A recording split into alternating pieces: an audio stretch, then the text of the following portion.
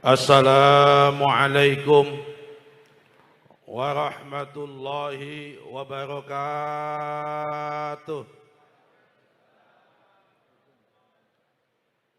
Bismillahirrahmanirrahim. Bismillahi masyaallah. La yasuqul khaira illallah. Bismillahi masyaallah. La yasrifus su'a illallah. Bismillahi masyaallah. Ma kana min ni'matin faminallah. Bismillahi masyaallah. La haula wa la quwwata illa billah. Allahumma salli wa sallim ala sayyidina Muhammadin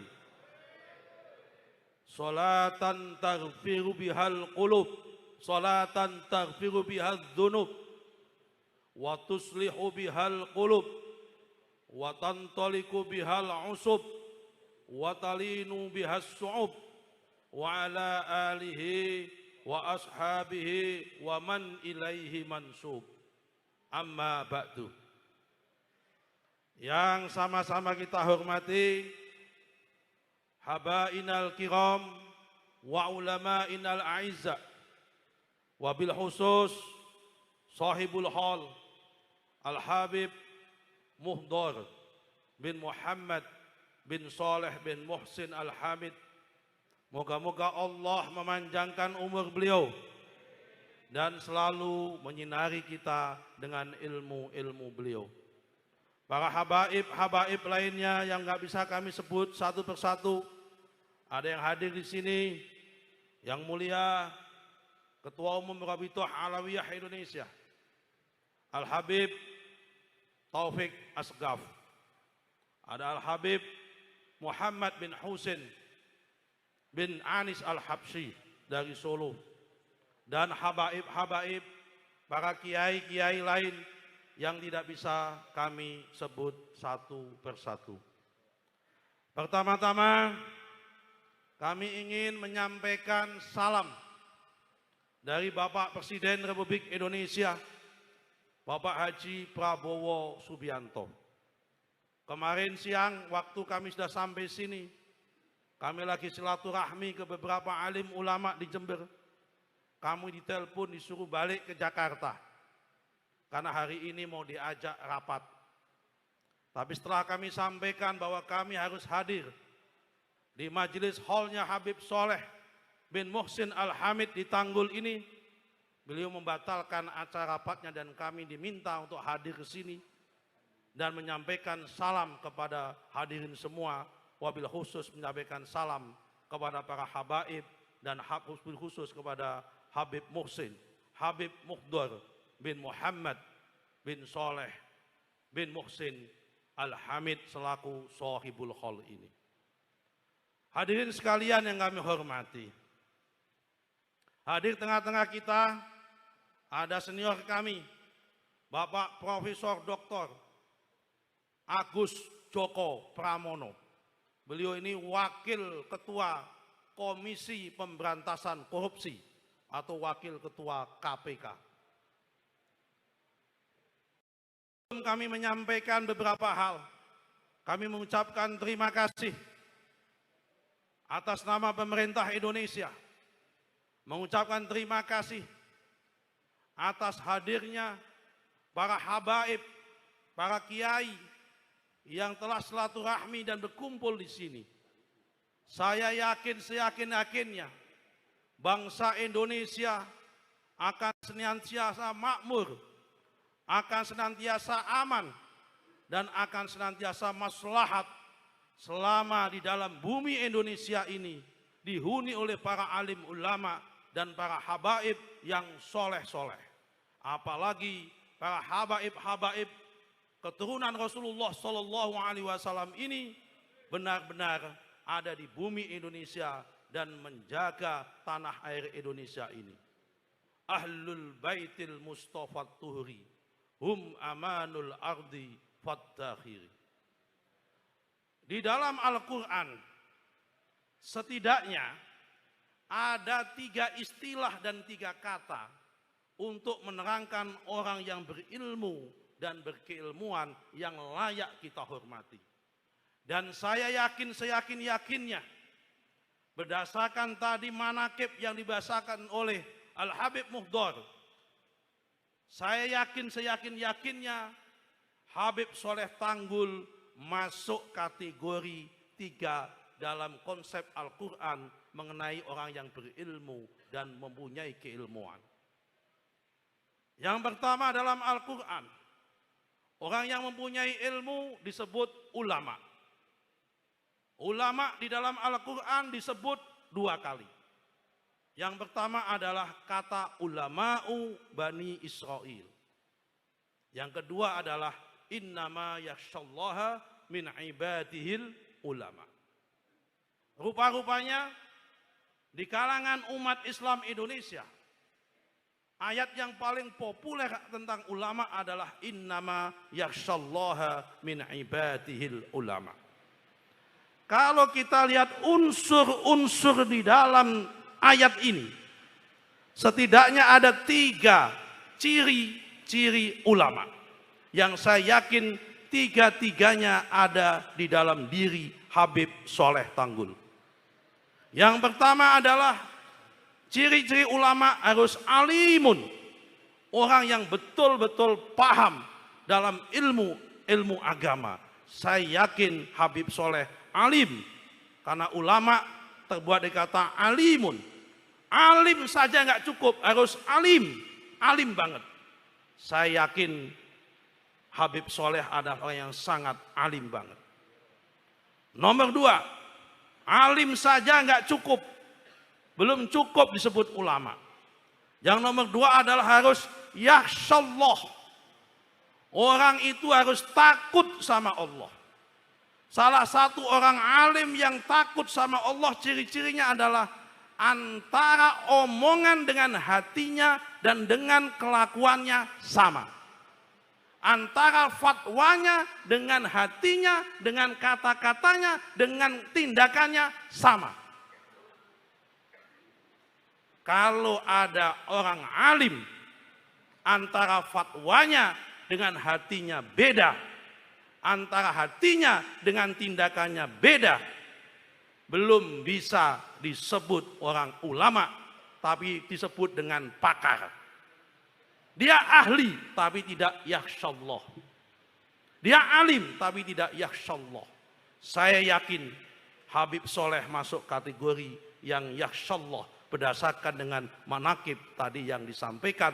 Meskipun saya belum pernah berjumpa sama beliau.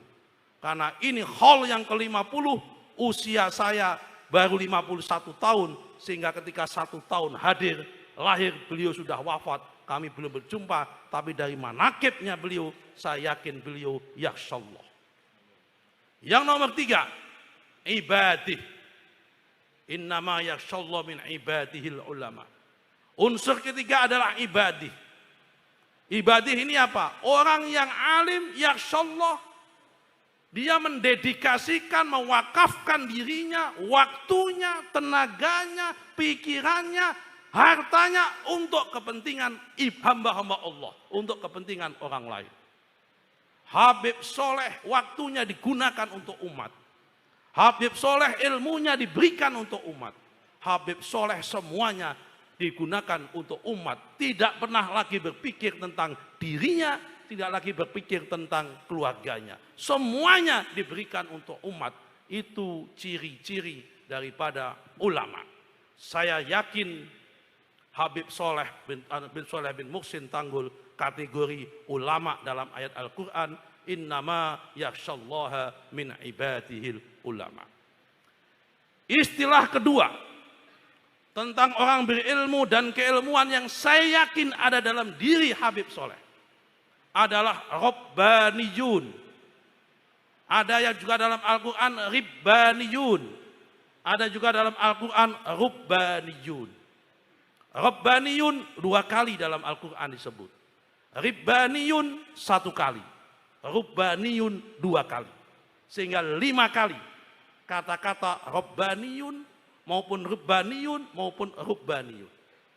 Salah satu ayat yang paling populer adalah walakin kanu rabbaniyuna bima kuntum tuallimunal kitaba wa bima kuntum tadrusun. Ciri-ciri rabbaniyun atau murabbi adalah orang yang hidupnya digunakan habis untuk mengajar dan habis untuk belajar. Rabbaniyun tidak lagi memikirkan urusan-urusan duniawi. Habis subuh ngajar, jam 8 ngajar, habis sholat duhur ngajar, habis asar ngajar, habis maghrib ngajar, habis isya ngajar. Tidak lagi berpikir masalah politik, nggak lagi mikir sertifikat tanah kayak saya, nggak lagi mikir tim sukses, nggak lagi mikir koperasi. Yang dipikirkan hanya mengajar. Orang-orang yang seperti ini karena itu ditempatkan, beliau tidak hanya seperti pengajar biasa, tidak seperti dosen di kampus, tetapi adalah syaihi wa murabbi ruhina. Beliau adalah guru kita yang mendampingi spiritual kita, dan itu saya yakin ada dalam diri Habib Soleh Tanggul sallallahu Muhammad.